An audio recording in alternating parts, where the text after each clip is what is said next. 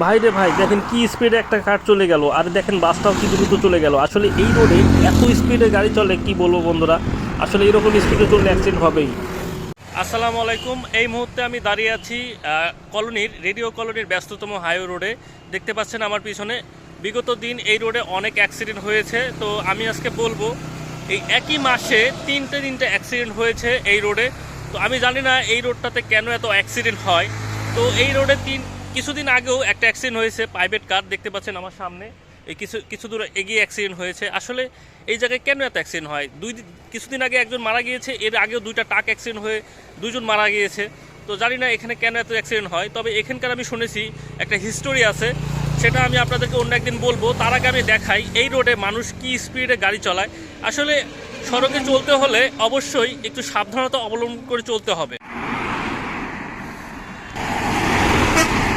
দেখেন বন্ধুরা, ইতিমধ্যে কি স্পিডে এই রোডে গাড়ি চলে গেল। আসলে এইভাবে গাড়ি চলাচল করলে অ্যাক্সিডেন্ট হবে অবশ্যই। এজন্য ড্রাইভার ভাই এবং চালক ভাইদেরকে আমি বলছি, আপনারা সুন্দরভাবে গাড়ি চালান যাতে অ্যাক্সিডেন্ট না হয়। তো সবাই ভালো থাকবেন, আল্লাহ হাফেজ।